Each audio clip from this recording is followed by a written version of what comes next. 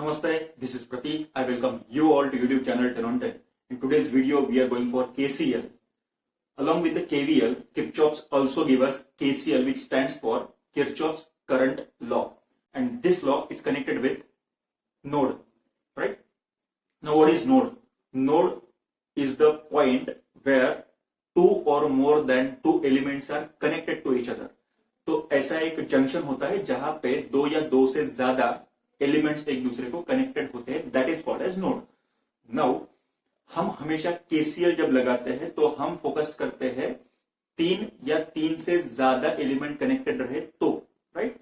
अगर दो ही element connected है तो हमें नोड तो मिल जाता है, बट केसीएल अप्लाई करने का कोई यूज नहीं होता है, because when two elements are connected at a single node तो बेसिकली वो सीरीज में होता है, तो सीरीज में करंट सेम होता है, तो वहां पे केसीएल अप्लाई करने का जरूरत नहीं होता है unless and until it is specified in the numericals. Problem में अगर मेंशन किया हो तो ही अप्लाई कीजिए.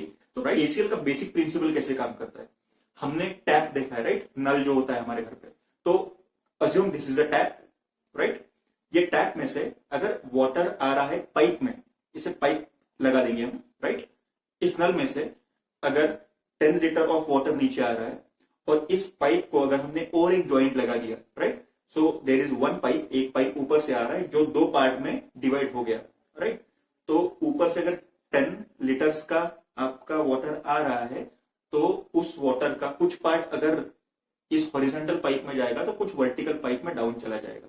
फॉर एग्जांपल हम अज्यूम करते हैं कि 10 लीटर में से 7 लीटर अगर राइट साइड में आ जाता है तो नीचे कितना जाएगा? 10 में से 7 इधर है तो ऑब्वियसली 3 नीचे चला जाएगा. Exactly on the same principle आपका केसीएल काम करता है, right?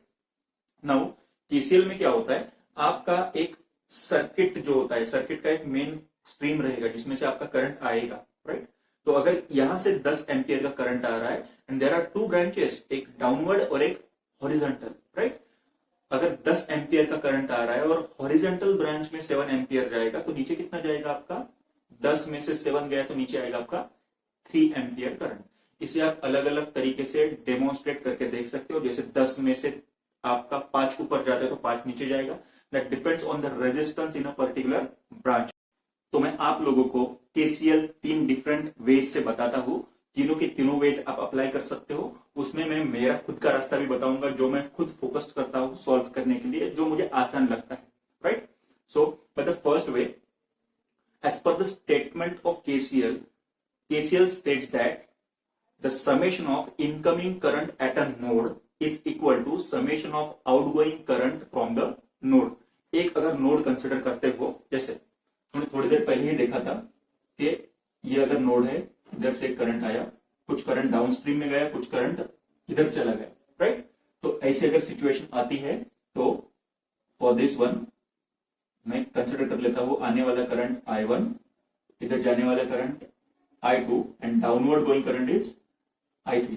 What we have seen, थोड़ी देर पहले हमने देखा था एग्जांपल में कि अगर 10 एम्पियर का करंट आ रहा है, अगर हॉरिजॉन्टली 7 जाएगा तो डाउनवर्ड आपका 3 एम्पियर चला जाएगा. वही एग्जांपल को अगर ट्रीट करते हैं तो आपको क्या मिलेगा? ये मिलेगा 10 एम्पियर का, हॉरिजॉन्टली 7 एम्पियर का, और डाउनवर्ड जाएगा वो 3 एम्पियर का. तो इसे अप्लाई करते समय आपको सिंपली क्या मिलने वाला है?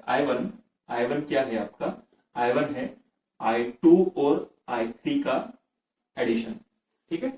तो I1 यानी कि 10 एम्पियर वाला करंट वो 7 एम्पियर और 3 एम्पियर का एडिशन है. तो यहाँ पे आपको स्ट्रिक्ट वो आइडिया मिलता है. और एक एग्जांपल ले लेते हैं जिसमें 2 डिफरेंट करंट्स ले लेंगे और इधर वो 3 डायरेक्शन में चले जाएंगे, ठीक है? तो I will treat this as a I1, इसको मैं बोलूंगा I2, इसको बोलूंगा I3, this will be I4 और ये रहेगा I5. नाउ यहां पे हम अप्लाई कर सकते हैं summation of incoming current equal to outgoing current. अब मुझे बताइए, नोड को क्या बोला था मैंने? नोड इज द जंक्शन और द पॉइंट वेयर 2 और more than 3 elements are connected. तो will treat this, there are 5 elements. अगर 5 ब्रांचेस दिख रहे हैं तो 5 एलिमेंट्स हम ट्रीट कर लेते हैं, राइट? तो ये सब कनेक्टेड है ये पॉइंट के ऊपर. दिस इज योर, ये आपका नोड होगा, ठीक है? तो केसीएल अप्लाई करने के लिए आपको नोड बहुत जरूरी होता है. एंड फॉर केवीएल एप्लीकेशन आपको लूप, क्लोज लूप, जिसे हम क्लोज सर्किट बोलते हैं, बोथ बुक्स में उसे मेश भी बोला जाता है, राइट। तो ये एक कंपलसरी सिचुएशन होता है केवीएल और केसीएल के लिए। तो हमें केसीएल के लिए जरूरत होती है नोड की। फॉर दिस पर्पज हम इसको अप्लाई कैसे करेंगे, समेशन ऑफ इनकमिंग। अब नोड की तरफ आने वाले कौन से करंट है, नोड की तरफ आने वाले दो करंट है, I1 एंड I2। तो हम लिख लेते पहले I1 और I2 का एडिशन, क्योंकि अगर दोनों के दोनों नोड के ऊपर जा रहे तो दोनों ऐड हो जाएंगे, राइट। दोनों का एडिशन वहां पे जो आएगा, फॉर एग्जाम्पल इसका अगर वैल्यू मैंने 10 एम्पियर्स ले लिया, इसका वैल्यू मैंने 20 एम्पियर्स ले लिया, I1 is 10 ampere plus I2 is 20 ampere, तो दोनों का एडिशन नोड पे कितना हो जाएगा, 30 एम्पियर।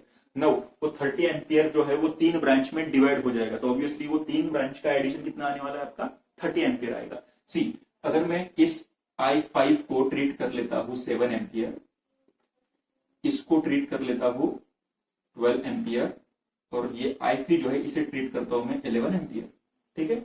अगर मैं ये 3 करंट ले लिए मैंने, राइट, तो देखते हैं क्या आता है। I1 प्लस I2 ये दोनों तो नोड की तरफ आ रहे हैं, and I3 plus I4 plus I5, ठीक है, ये नोड से अवे जा रहे हैं। तो summation of incoming current towards the node is equal to summation of outgoing current from the node. अब यहां पे भी डेमोन्स्ट्रेट करके देख लेते हैं। अब ये सबका एडिशन, जैसे I3 का वैल्यू है आपका 11, I4 का है आपका 12 और I5 का है आपका 7। वैसे तो यूनिट लिखने का जरूरत नहीं होता है, when you right in the numericals value, unit कभी नहीं लिखना, आपको direct numerical values put up करना होता है। तो इन दोनों का एडिशन कितना आएगा आपका, दैट इज योर 30। इसका एडिशन कितना आएगा, 11, 12, 23, 23 एंड 3 दैट इज अगेन 30। और LHS इक्वल टू RH, वो बैलेंस ही होता है हमेशा KCL के अंदर, ये हमेशा ध्यान में रखना। So in the first tool what we have seen, summation of incoming current towards the node is equal to summation of outgoing currents from the node, right? Now, in the second format, KCL is also specified as summation of all outgoing current from the node is 0। सब outgoing current अगर ले लिए जाए तो उनका summation कितना लेना है, 0 लेना है। अब सबको सम कर रहे हैं हम, इक्वल टू साइन को बाद में पुटअप करेंगे, सबका सम कितना आने वाला है आपका 0। उसे कैसे ट्रीट किया जाता है, अगर मैं डायरेक्शन चेंज कर देता हूं, वो we know that in electrical and electronics, ये दोनों ब्रांचेस में क्या होता है, दोनों इंजीनियरिंग स्ट्रीम्स की बात कर रहा हूं, whenever we are dealing with the current and we change the direction of current forcefully, then उसका साइन नेगेटिव हो जाता है, राइट। तो अगर मैं I1 को उल्टा कर दूं, फॉर एग्जाम्पल मैंने इस ऐसा कर दिया, तो ये -I1 हो जाएगा, ठीक है। तो हम इसे ट्रीट करेंगे -10 एम्पियर, और ये हो जाएगा -I2, ये -20 एम्पियर, क्योंकि हमने इसका डायरेक्शन फोर्सफुली चेंज कर दिया है, ठीक है। तो इसका मीनिंग क्या होता है, जो सब अवे जा रहे हैं उसका एडिशन कितना आना चाहिए, 0 आना चाहिए। वो हमें इससे मिल जाएगा। देखो मैं इसको रफ कर देता हूं, यहां से कैसे मिलता है, what we do is equal to sign को एज इट इज रख देता हूं, I3, I4, I5 को मैंने चेंज नहीं किया है तो वो एज इट इज रहेंगे, I3, I4 plus I5। Now I1 और I2 जो लेफ्ट साइड में, अगर उसको राइट में सेट कर दिया तो ये निगेटिव हो जाएगा, और ये भी, first one is I1, second one is I2, ठीक है। तो ये अगर राइट में चल रहा है तो उसकी जगह पे आएगा अपना 0। Now 0 equals to, I can write I3 plus I4 plus I5 plus -I1 plus -I2। What it means, इसका मीनिंग होता है कि सभी का समेशन अगर करते हैं इस सिचुएशन में, देन आंसर आएगा 0, जो मैंने सेकंड स्टेटमेंट बोला है, राइट। सो इसको डेमोन्स्ट्रेट कैसे किया जाता है, हम इस सब करंट की वैल्यू पुट करके देखेंगे कि हमारा आंसर 0 आता है कि नहीं आता है। फॉर एग्जाम्पल, जैसे हमें पहले I3 दिख रहा है, व्हाट इज I3, I3 का वैल्यू है हमारा 11, I3 is 11 plus I4 is 12, then I5 is 7, then I1 का वैल्यू कितना है हमारा, I1 का वैल्यू 10 है तो हमें -I1 लेना है, तो -10, राइट। देन प्लस ये लेना है हमें -20। अब इस सबको सॉल्व करके देखते हैं कि इनका आंसर क्या आता है। 11, 12, 7 ये हो गया आपका 30, बाद में प्लस -10 और -20 होगा आपका -30, ये प्लस साइन अगर निकल गया तो 30 माइनस 30 फाइनली आपका आंसर आ जाएगा 0. So that is what the meaning of KCL. Summation of all the outgoing currents away from the node is always 0. Third statement is exactly equivalent to the second statement जिसमें बोला जाता है summation of all incoming currents towards the node is 0.